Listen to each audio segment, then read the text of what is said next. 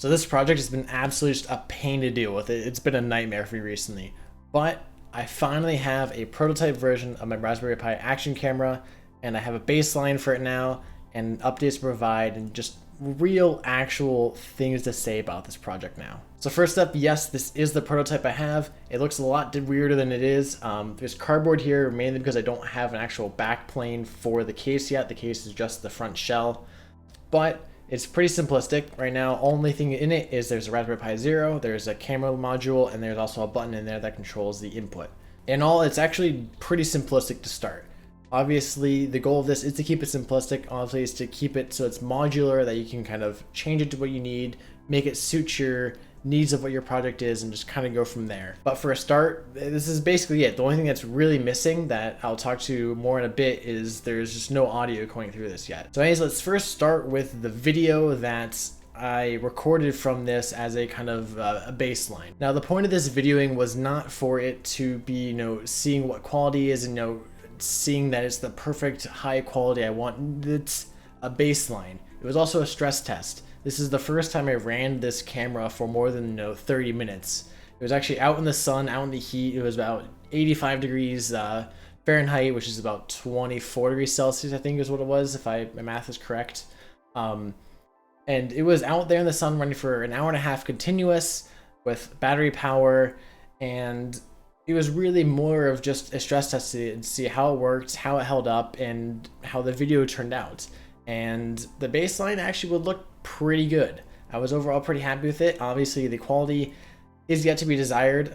As you can see, it's not great quality. It's not bad quality, but for 1080p, it's not what you would expect. Now, the issue is obviously we are only doing 1080p, 25, 30 FPS, and that's the max we can do. We can't go to 60 FPS. Unfortunately, the camera module on the Pi just can't support 60 FPS. So we're kind of limited there, which is unfortunate.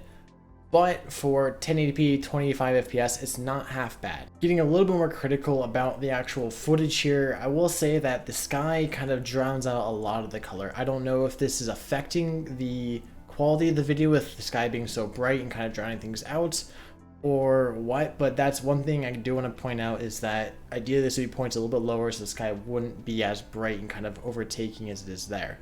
Looking at the trees off a distance, though, that's where I'm really kind of missing the quality I would like to see.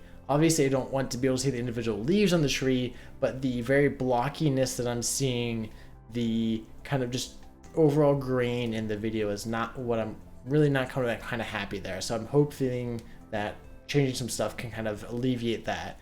Foreground, though, like me as a goalie there, the goal, that actually looks pretty good. I'm really happy with how that looks. So if I can kind of put that quality I see in the foreground and apply it to what's out there in the background a little bit more, I'll be a little more overall happy. On the movement doesn't look good, but the movement doesn't look bad. There's not any kind of bad movements to it. It's just a little bit choppy, which is just due to the 25 FPS that this camera is recording at. I'm over happy with that. One of the biggest things I was kind of worried about is that the camera wouldn't be able to keep up as well with the movement of the players, the movement of the objects in it, and it's actually not doing too bad. Obviously, now this is a static camera, the static camera and the recording movement, that's a little bit easier to do as opposed to if the camera was moving. But overall, again, video, I'm happy with this as a baseline. Hopefully I can improve it, but as it stands, good for me. Now, moving into kind of where this project is going to go, first off, the video quality is going to be one of the first things we're going to try and improve. Right now, the bitrate on the Raspberry Pi video is about 9 megabits per second. It's not bad. It's a decent enough value. The GoPro session I have that's comparable, its video bitrate is about 24 megabits per second. Now, obviously, it's recording in 60 FPS, so it's not quite double the bit rate, but around there. So we have room to go up to try and kind of match it. So my goal is first is to try to kind of up the bit rate, see if we can get any more quality from the bit rate going there. The biggest thing is that this Raspberry Pi, from what the test I've had, is that when it's recording, it's only grabbing about 50% CPU usage, which actually is pretty good. 1080p 30 FPS is only using 50% CPU on the Raspberry Pi is actually really good. At least there's a lot of headroom to work with. Now, it doesn't leave us a ton of headroom. Obviously, we don't want to go 100% all out in the CPU 24/7, but maybe get up to 75, 80% and kind of sit there would be kind of the goal for leaving some CPU headroom above it, but also just a good CPU usage in my mind. So beyond cranking the bitrate up to try and get some more picture, playing around with the FFmpeg settings is going to be another thing I'll have to work with. FFmpeg is just a black box. Let me tell you, I don't know what I'm doing, really. Honestly, FFmpeg has just been its own thing to deal with. So dealing with FFmpeg, kind of going from there, that's going to be another step. Trying to tweak settings, get things right. Again, that's part of the bitrate, is tweaking settings, get things to look better, improve efficiency maybe, but going from there. Now, a third thing I need to do that's tied into the first two is add audio. Now, I said before that there is no audio in this current recording. That's because I didn't set it up correct. I didn't set it up in time. Now, I have a plan for audio. I actually got a cheap USB sound card I bought offline for about $7. I think I might have mentioned in a previous video, but that's my plan, is to kind of set that in the case, hook it up via the USB in a weird fashion, and do it that way. So that way, again, modular, because now you can hook up whatever microphone you want. We also have the potential for audio output, but that's another day. But in the end, that's my current goal for audio. It is the case designed for it. I just didn't put it in the case and kind of solder it up yet. So it's there. It's on the radar. So, and then the last thing I want to do, or last thing I want to talk about that I plan to kind of do moving forward, is kind of keep tweaking the web portal and the interaction with that. Obviously, currently there's an issue with once the camera is out in the field, I can't see the video, which is also why the quality of the video that being shown is really not the best, because it's not showing what I want it to. It's kind of tilted up a little too high and kind of that. So I guess I could add one more thing, which is design the case a bit better for the case to support like a GoPro style mount on it, and kind of be able to use that way. But anyways, for the code and for what the software is actually running, be able to tweak the Flask server that it's utilizing.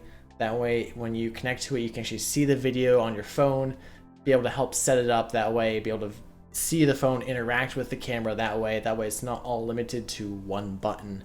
But that brings me to another whole issue of getting the Raspberry Pi to switch between AP mode and Wi-Fi mode as a Wi-Fi client has been just I can't figure it out. For some reason, I've gotten close. I've gotten it to where I can connect it via static IP address, but DNS, I can't get DNS to work on it when it's switching. It's been just a whole other thing, and no one really does this from what I've seen.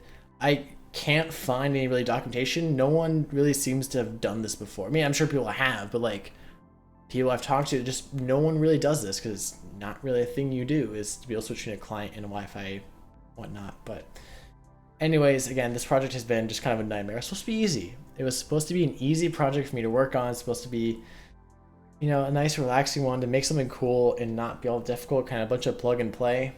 No. So anyways, that's what the project is. Again, prototype is here. Prototype is done. Again, weird design. The case is going to be kind of staying the same. It'll be kind of more upright like this, as opposed to kind of more of a square or a sideways rectangle. This is the back cardboard. This is how I mounted it to the pole. So things will change, hopefully. Again, maybe add a GoPro mount style onto this. That way it can hook into other cases, other mounting mechanisms much easier. But prototype's here. We're making progress. Hopefully I can keep going with this, and hopefully next videos I can actually have some measurable change that I can now reference against this baseline here to show you how things are improving, how we're going about it, and just how the project's going as a whole. So anyways, hope you guys enjoyed this video. I'll see you all next time. Peace out.